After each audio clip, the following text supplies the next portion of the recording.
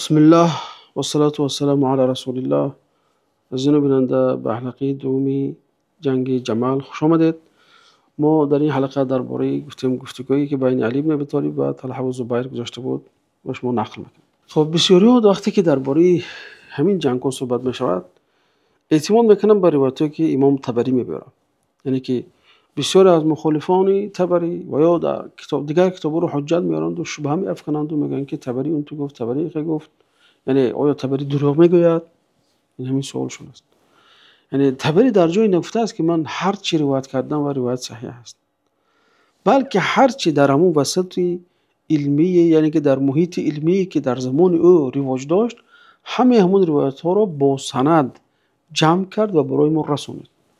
گویا که طبری میگه که بیا این سند بین، بحث کن، گفتگو کن، بعد حکم کن.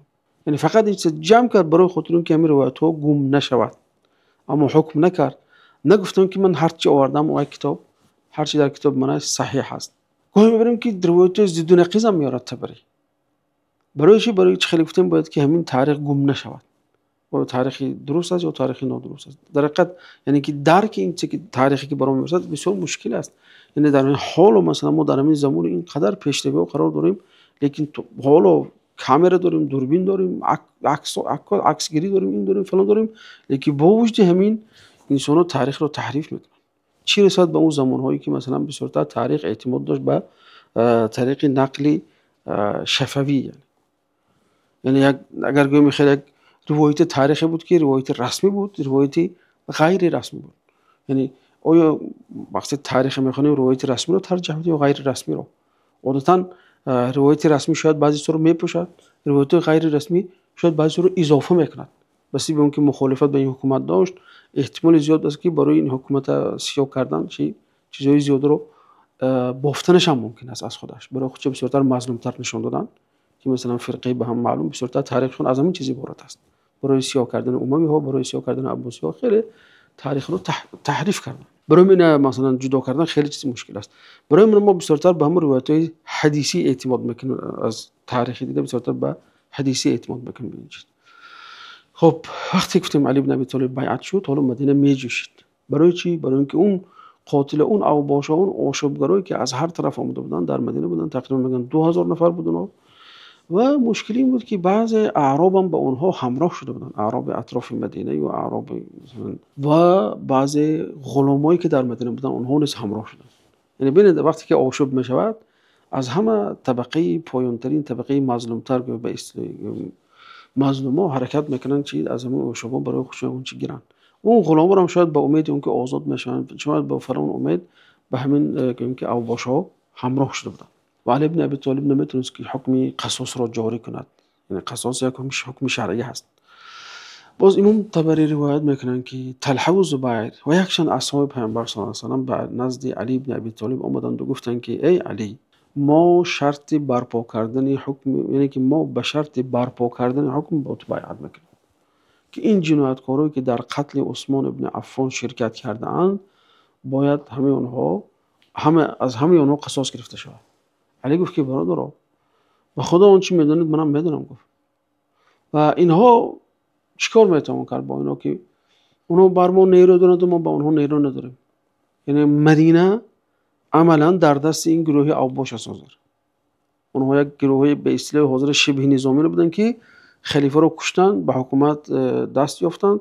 گرچه که خلیفه انتخاب شد، ولی خلیفه نیروی کافی ندارد که این اوباشا را از جاهای حساس دولتی، از وزارت‌های حساسی چکند دور کنند. اینا با اونها مثلا تا غلامات خیلی گفتیم همراه شدن. این طرف اعرابی بادیه نیز با اونها هم داشته بودن و گفتن که فکر شما چی است، از دست ما چی میآید؟ ما گفتم بله ما هیچ کار کردن نمیتونیم. حالا یعنی علی بن ابی طالب گفت ما با تو همراه هستم، من هم فکر هستم که باید قصاص گیریم، لیکن به این احوال ما چه قصاص میگیریم؟ یعنی اینجا سلاح به دستا هستن، انسانای خونریز هستن، اوباش هستن، دوز هستن، رهزن هستن که از هر طرف آمدن و خلیفه رو کشتن. ما حالا نیرو نداریم. درست من انتخاب شدم که هیچ ندارم، ما حالا یگان لشکر نیرومند ندارم که اینها رو از مدینه بیرون کنم و بعد یک تا اینها رو قصاص گیرم از بالش. یعنی حضرت علی نظرش این بود که باید انتظار شیم، وضعیت معتدل شود، بعد از اون ما قصاص میگیریم از اونها. بینید یعنی که این سبعی ها و این غلامان و این اعرابی که در اون زمان در مدینه بودن، احتمال معتدی شدن وضع با وجود اونها خیلی کم بود، امکان نداشت. بنابراین علی بن ابی طالب یک سیاست خیلی زیرکانه پیش گرفت، خواست که بین اینها جدایی اندازد، بین سبعی ها، غلامان و اعراب. مگر اینکه بعد از 3 روز بیعت شدن، علی بن ابی طالب برآمد گفت اعرابی ها در مدینه چیکار میکنن؟ برآریزشون. ای اعرابی ها برید روید. گفت تمام. گفت چیزی که میخواستید و آشوب کردید برپا کردید، خلیفه خونش ریخته، برید از اونجا دفع شد. دوم قرار که حضرت علی گرفتن این درباره غلاما بود. گفتن هر غلامی که به خواجه خودش برنگشت و در مدینه ایستاد و وضعیت ناآرام کرد، حتما و خونش حلال است برای ما. این هم دو چیزی که حضرت علی بعد از 3 روز بیعتشون چیکردن. لیکن متاسفانه به سبب اون که نیروی یعنی که مسلح نداشتن در دست خودشون، مردم اونا اطاعت نکردن حضرت علی. وقتی که حضرت طلحه و زبیر دیدن که شوکت این گروه بالا رفته ایستاده است، باز نزد علی بن ابی طالب گفتن که علی، طلحه گفت علی من میرم بصره، از بصره لشکر جمع میکنم، میآیم اینا رو از مدینه بیرون میکنم، هم با همین قصاص عثمان رو میگیرم. زبیر گفت من میرم کوفه، از کوفه لشکر میارم، اینها رو مثلا خیلی که طلحه میاد منم میام از این طرف اونها رو اخراج میکنم. لیکن علی بن ابی طالب گفت من یک فکر میکنم، میبینم بعد خبر میدم. یعنی چرا علی بن ابی طالب پاسخ نداد؟ علی بن ابی طالب یعنی رضی الله عنه میترسید که در مدینه یک جنگی داخلی برپا نشود، حرمی مدینه مثلا حرمتش شکسته نشود، بوزن قتل زیاد و خونریزی زیاد نشود. به همین منوال دوستان 4 ماه گذشت، لیکن تا حال قصاص گرفته نمیشد. تا حال قسمی از اون آشوبگران در مدینه قسم زیادشون بودند و خلیفه را نمیموندن که یکون کاری کنند برای خاطر تطبیق همین حکم قصاص. بینید اصحاب پیامبر صلی الله علیه و سلم هیچ وقت تصور نمیکنن که از کیم کدام شهرهای اطراف و اکناف میآیند و خلیفه مسلمانان را میکشند، در مدینه آشوب برپا میکنن، ناتنجی برپا میکنن. خجیل بودن در حقیقت، برای اینکه نمیتونستن که قصاص را برپا کنن. طلحه و زبیر آمدند و گفتند که ما از مدینه برآمدیم هستیم، ما را اجازه ده. علی بن ابی طالب گفت منم اون چیزی که شما میخوادم تو میخوام، منم میدونم درد شما رو، درد ما یک هست یعنی که. لیکن خیلی اجازه برآمدن داشت. طلحه و زبیر رفتن به مکه، دیدن که مثلا مدینه نیرو نداره، گفتن میریم. از طلحه و زبیر مقصدشون چی بود؟ ببینید اینجا دقت کنید، دقت. گفتن ما بین شهرها میگردیم، نیرو جمع میکنیم و اونها رو آمده اخراج میکنیم، بعد قصاص جاری میکنیم بالاشون. مادامی که اونها در مدینه به اصطلاح تمام وزارت‌های حساس در دست دارند و یعنی نمی‌مانند که خلیفه حرکت کند، ما از بیرون نیرو میاریم و اینها رو چی بوقی میکنیم، اونها رو قصاص بالاشون جاری میکنیم. چرا؟ چون که اونها توانی با تمام امت جنگ کردن ندارن. بنابراین وقتی گفتن که با شهرها میگردیم و مردم جمع میکنیم میاریم تو اینکه اینها رو از مدینه براریم، یعنی که این 2000 آشوبگری که بود یا 6000 که بود به اصطلاح، اونها هیچ کاری کردن نمیتونن. وقتی مکه رفت طلحه زبیر، اونجا با عایشه واخوردن. اونها عایشه رو خیلی ترغیب و تشویق کردن که با ما برید، تو ام المؤمنین هستی، شما ام المؤمنین هستید، اگر شما برآمدید مردم شما رو گوش میکنن و مقصد ما اصلاح امت محمد صلی الله علیه و سلم است.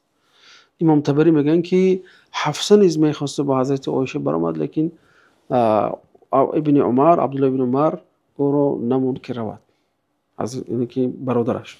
عایشه میخواستن که به مدینه بازگردن، لیکن حضرت زبیر خیلی پافشاری کردن، گفتن که وجود شما خیلی ضرور است، وجود شما مثلا برکت از وجود شما سبب اصلاح امت میشود و مردم یعنی وقتی شما رو میبینن که شما رو میبینن حقیقتی خطر اون گروه آشوبگر رو درک میکنن و جمع میشن و مدینه رو از اونها پاک میکنن.